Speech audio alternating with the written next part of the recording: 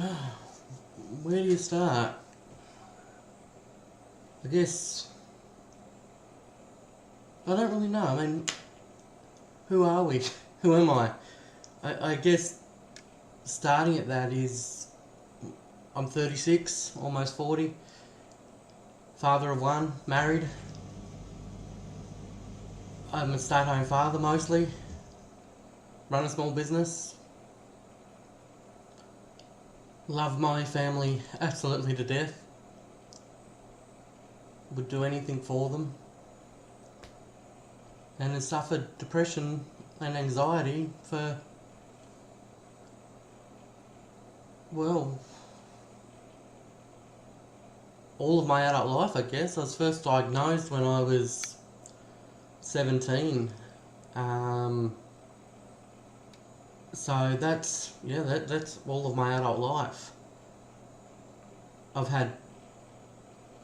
Uh, am I anyone really important in the world? No. No. I'm just one of your normal 8 odd billion people that are in this world. I guess is anyone more important than anyone else in this world? We put people onto their pedestals, don't we? But are they any more important than you or I? I don't think so. I just because they make more money or are more well known doesn't make me any more important. I guess I feel I'm less important than most people in the world. I've grown up, I guess, a little bit different than my brother and sister. I'm a middle child. I don't believe in that middle child syndrome stuff. But growing up, I had a few little issues. Dyslexic, so couldn't read and write all that well. Motor skills issues. Couldn't walk in a straight line properly, couldn't catch a ball. Didn't feel like I fitted in. I didn't really have any close friends. I had friends that I played with growing up, but no one that I'd classify as a close friend.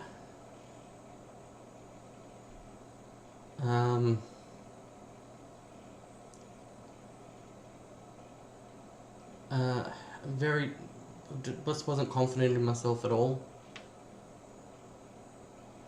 I'm not saying this to make people feel sorry for me. I'm sort of just trying to build a picture of my who I was. I've tried several times to sort of be a different person. To try to fit in with popular groups, to try to fit in with sort of other people and other groups, but I've never really found it fit. I always got along with older people more than I got along with people of my own age, which I don't know. My best friend, I guess, who I associated more of around sort of 8, 9, 10, was an elderly man. Nothing sinister. I would go up to his house, he would talk to me, would look at old photos, look at pennies and things like that, and old coins.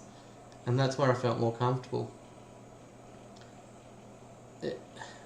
In my teens, I guess I just felt sad all the time. Didn't feel like I belonged. I got bullied a lot at school.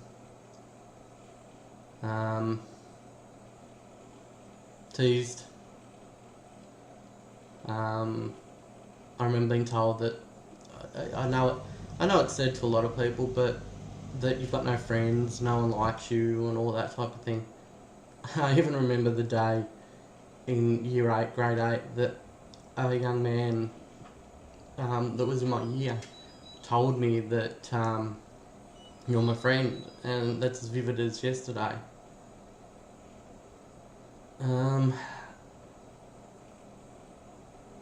I guess as I got older and tried to work out where I actually fitted in the world, I couldn't find a place. I couldn't find who I was meant to be, what I was meant to be. I got called gay, I got called weird and all that type of thing. Honestly, I wouldn't have cared if I was gay. At least I would have fitted in somewhere. I've got nothing against homosexuals. If I was gay and knew that that's where I was meant to be, that's where I was meant to be. But still, I didn't really know. Around that time, I had my first serious girlfriend, and it didn't work out like a lot of things do. And I mean, it was sort of first love and all that sort of thing. I sort of started going down a rabbit hole in a way. My mum and dad always taught us to be strong and self-sufficient, and we knew that they were always there if we needed them and all that type of thing, but I didn't like bothering people. I didn't like people thinking that I couldn't cope, that I was weak. I mean, at the time, and even up to very recently, it was a thing that was said of men, that men can't be weak. Men aren't allowed to be sooky or, I guess, in a way, feminine and show their emotions. And so that's what I thought. So that's what I tried to do for so long. And I guess holding that in just made the feelings of life get worse and worse and worse.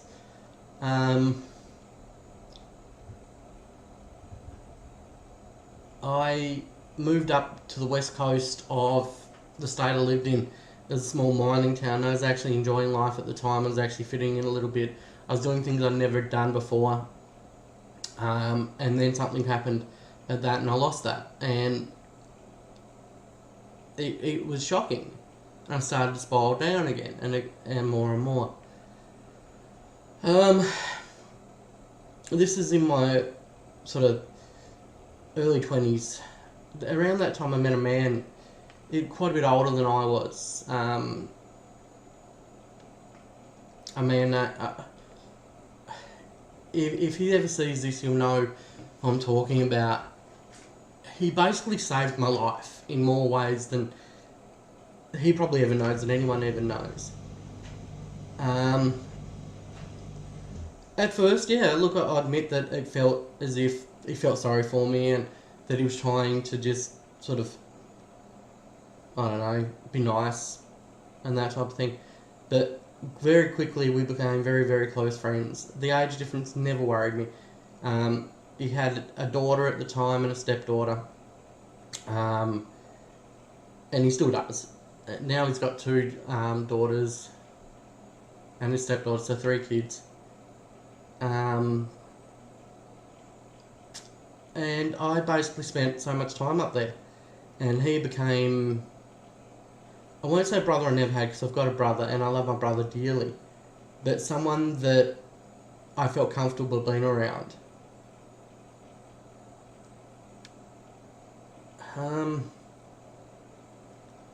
I guess I take things to heart a lot. And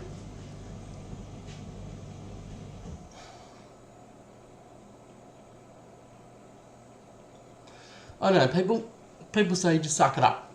How do you just suck it up? I don't know, I've never been able to.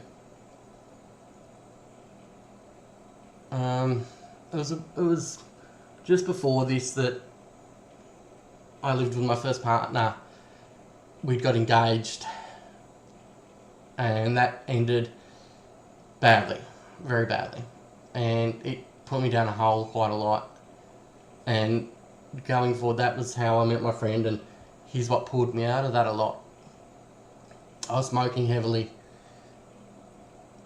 working for a man I thought at the time was a bit of a mean bugger, but I ended up respecting a lot, and I still respect him quite a bit now.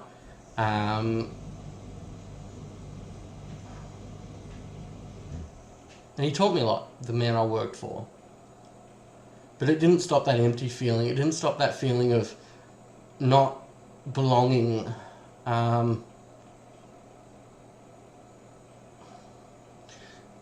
guess my brother always had friends. People always came over. My sister always had friends. going everywhere, having people calling her. I never had that, and I guess I was jealous in a lot of ways, and it hurt that I didn't know what I was doing wrong, why people didn't like me, why they didn't want to spend time with me. And people ask me, why are you depressed? What caused it? God, if I could answer that question, I think I'd be a millionaire. I don't think it's just one thing that causes it.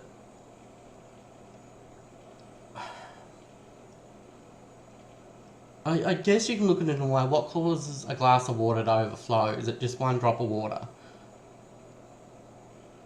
Or is it all the drops of water that's gone in there? The glass could be almost full, but it's that very last drop that causes the glass to overflow. And I guess in a way that's a lot of the time how I see my depression. That it hasn't been one thing that's made me feel this way. It's, I guess, hundreds and hundreds and hundreds of things on top of each other that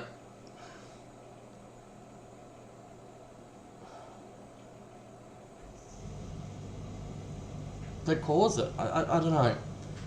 Yeah, I've seen cancers, I've seen psychiatrists. I've tried to talk, I've tried to work it out with them as well. It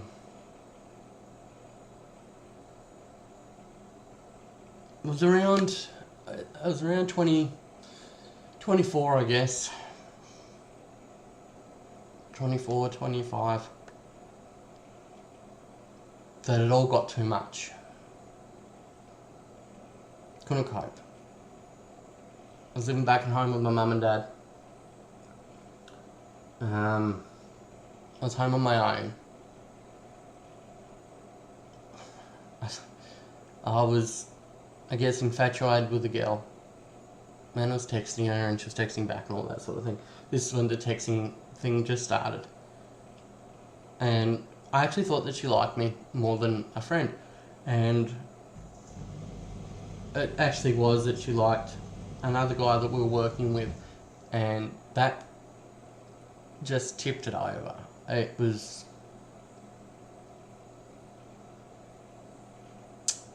yeah, I don't know why, it just tipped it over, and at that point I begged and begged and begged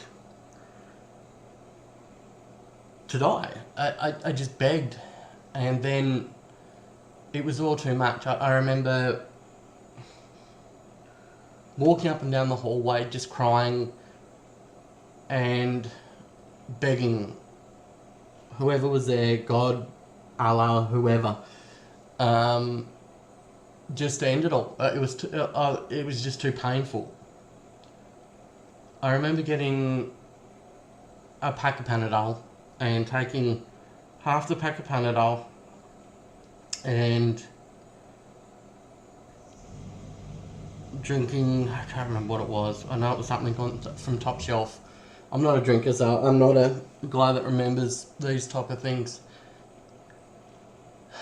And I just laid down on the bed, crying and crying and crying, and just wanting it all to end, and just feeling that I could not cope anymore. I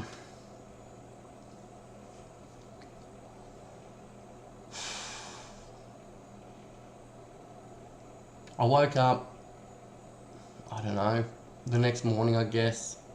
I don't know what time this was. It all seems to be a bit of a blur, all this now, times and all that sort of thing. It's vivid of what I did, but the actual times and things just don't.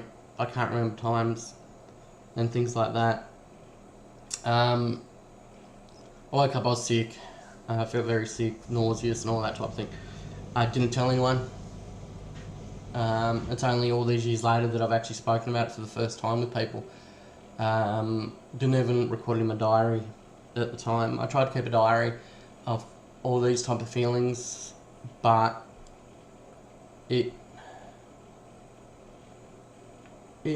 worked in a way, but it just didn't.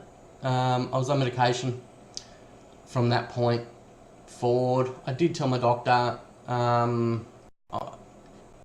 medication just made you feel like a zombie. It didn't make you feel like a real person.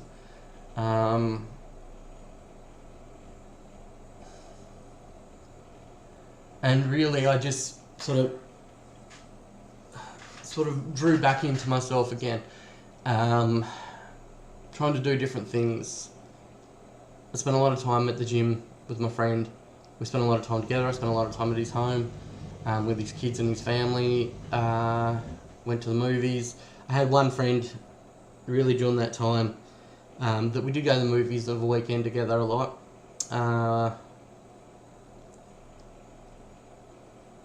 And it was good. It was good. But he was, this friend, he's still a friend now, but he's not the type of friend that I spoke about emotions with. That you just don't speak about things like that. Most guys don't.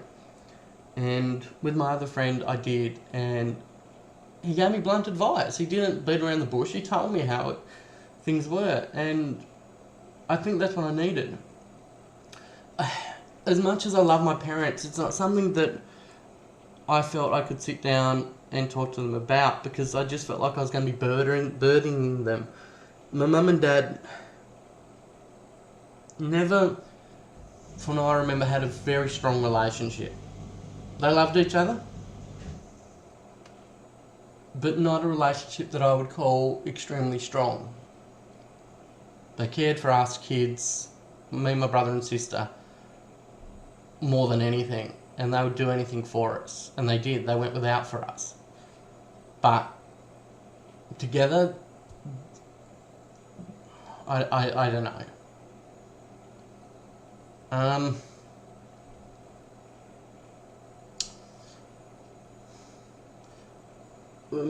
With depression and anxiety, and people ask me and tell me, just keep your head up. It'll be alright. You'll get through it. I know people are just trying to be helpful when they say things like that.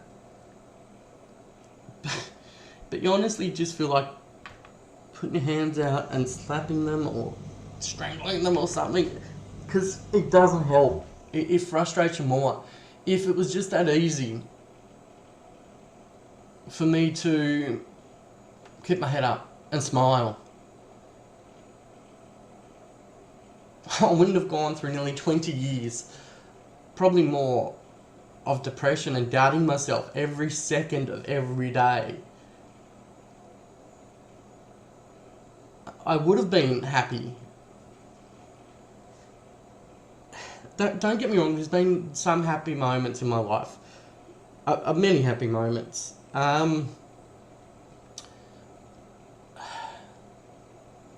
Thanks to the invention of Facebook, I met my wife on Facebook. We thought we were different people. She thought I was someone else, and I thought she was someone else. And she actually lived in Sydney, where I live now. And we met, we started talking, and very quickly we formed a very close relationship. We rang each other. She would read to me on the phone, read me Harry Potter. She was a big Harry Potter fan, and I became a massive big Harry Potter fan. A couple of months later, I came to Sydney to meet her. We met. I instantly fell for her. I don't know whether it was the other way.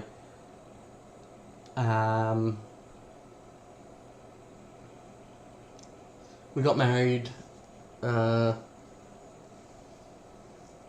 roughly a year later.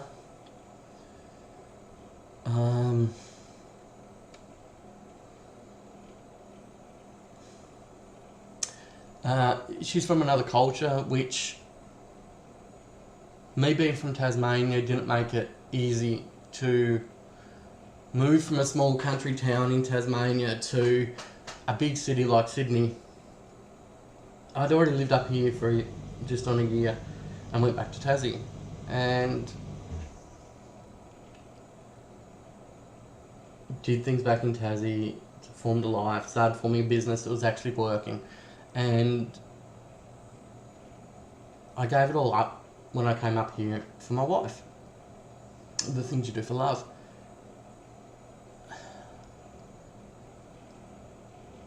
Well, I guess you could say we've had a rocky relationship on and off since we've been married. Has it been the cultural things? Yes and no. There's been the cultural things that have caused issues. But we've both got mental illness. We've both got depression. And I guess trying to care for her and her actually admitting that she's got mental illness to start with was a big thing.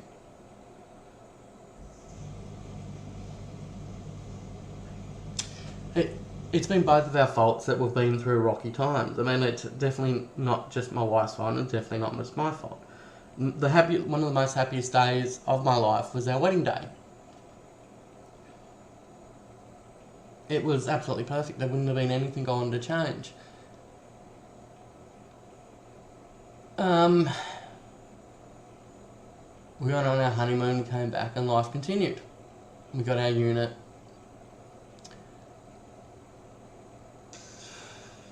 But I guess like most marriages, us men can say anything and set our partners off quite easily, and not knowing what we've actually said to do it.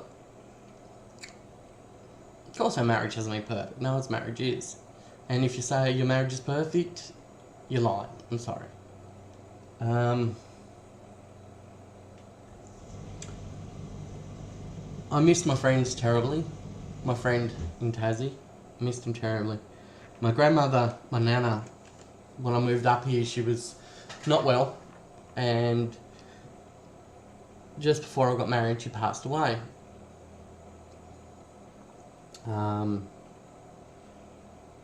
My wife got to meet her once. It was tough going back to Tassie for one of my first times to go to my nana's funeral. And I remember coming back and we were on the bus because we didn't have a car or anything at the time. My wife and I were on the bus. It wasn't my wife yet, fiance. And I said, I feel terribly homesick.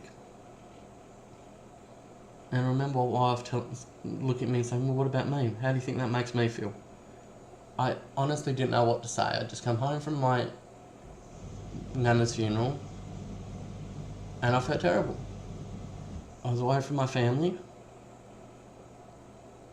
I didn't know what to say.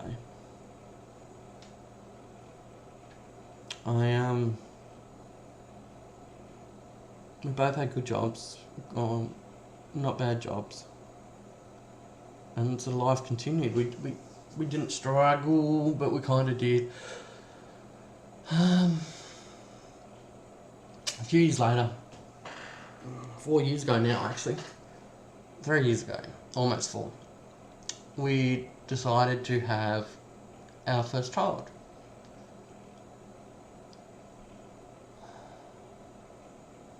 Look, a lot of stuff happened leading up to that, and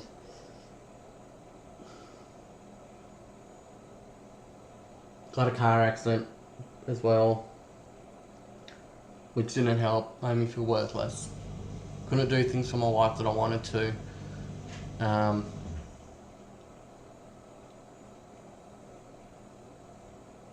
I always felt like that I was letting people down as well. Letting her down a lot. I always felt that she could do better than me. Always. Even now. There's not a day that really goes by that I don't feel that if she was with somebody else, she would have a better life.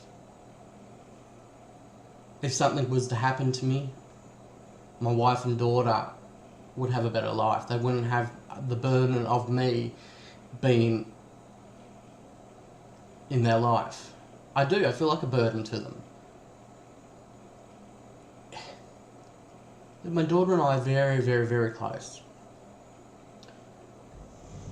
And if it wasn't for her looking in my eyes, touching my face, and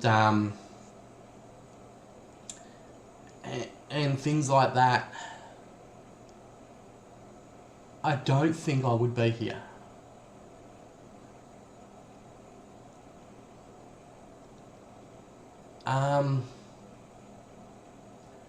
If we didn't have our daughter, would we still be married? I don't know. I'd like to think yes.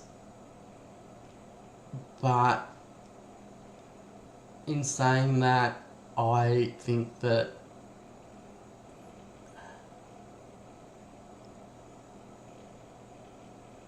if I would take that, if I would have taken that extra step to say end it all,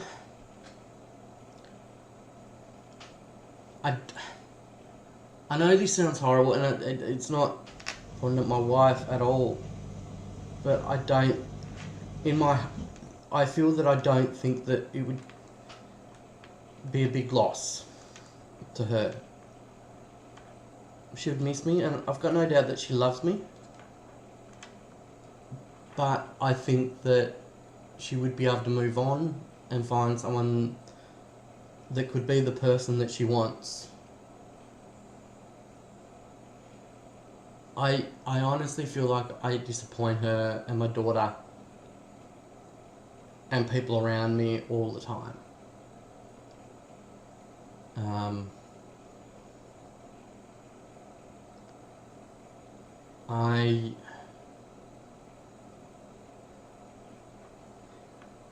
You know, trying to explain, I'm trying to explain how it actually feels. Some days, most days my daughter's home and I take care of her. And just getting out of bed and walking and trying to function, I feel heavy, I feel tired, I feel withdrawn. It is so hard to take every single step. And at least when my daughter's home, I've got a reason to try, to move, to try to function. I try to be on autopilot. I try not to think. I try not to overanalyze anything, because if I do, I know that I'll get into that deep hole, and I don't want to be in that deep hole when I'm with her. She's my light. She's my everything. That she. You could say that I'm in a dark room, and she's my candle. She's more than a candle. She's a shining light. That if she wasn't here, I'd just be in that dark room all the time, without any hope. And that's what she is. She's my hope. Even though I think that I'm not an inspiration to her, I'm not someone that she looks up to, she's everything.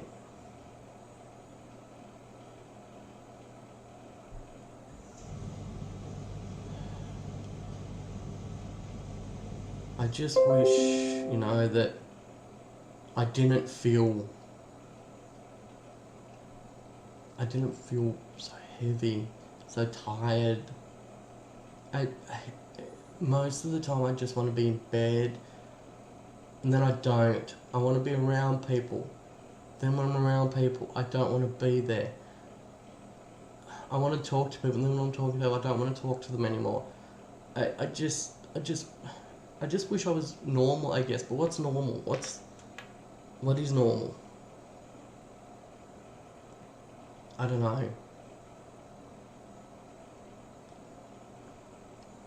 I guess this is more of a manifesto than anything. And the reason I'm putting it up for the world to see is for people to know that they're not alone. Because I know that I'm not the only one that feels like this. That you're not alone. And just because you're a male or female or gay, lesbian, whatever. We all feel, a lot of us feel this way. And it's not alright. And it's not something we just suck up and get on with life. And you'll feel better soon. And we're just not sad. And we're just not having a bad day. It's alright to feel like this at times. And yeah, I know there's places like Beyond Blue and places like that you call, but it's still that thing of feeling like you're a burden. You just don't want to call someone and talk to them and tell them you're feeling shit or feeling down or needing someone to talk to, because you don't want them to have to think about it. You feel like you should be able to deal with it yourself. Yes, people say, and people that I've told about depression, told that I'm suffering depression, said, oh, we're always here. Yeah, great, thanks. And I don't mean that in a bad way, but the last thing you want to do is when you're having a bad day and can't get out of bed and can't bring yourself to do anything, is to be around people. Even though you want to. It's so hard to explain that.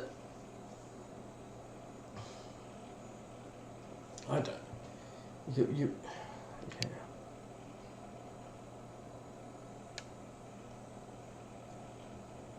I can't see myself getting out of this hole quickly anytime soon. But in that same breath,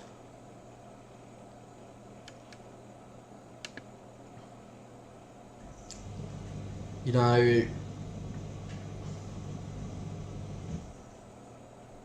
with my daughter, with her being beside me, I'm trying. I really am. For her. Not for me, for her.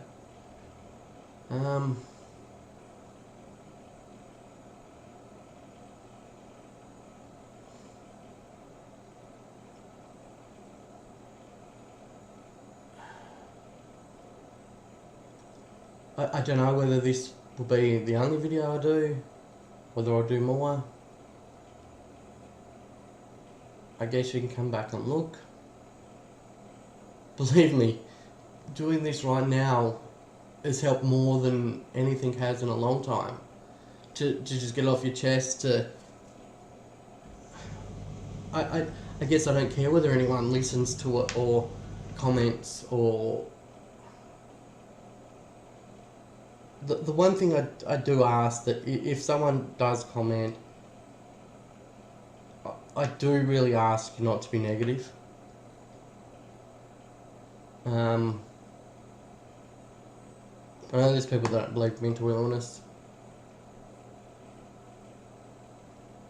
And I just ask you not to be negative in comments. Please. Look, I'm going to leave it now. It's been nearly half hour. If you want to share your stories, please go ahead in the comments. If we get a few people that want to, I'm more than happy to design an area for us, a website that we can upload our stories and things like that. Well, this is my manifesto. I haven't deliberately not said my name, but I don't think we have to here. It's not needed. I'm around the internet, so yeah. Okay. This is my manifesto. This is taking a breath and trying to take in 1 second, moment at a time.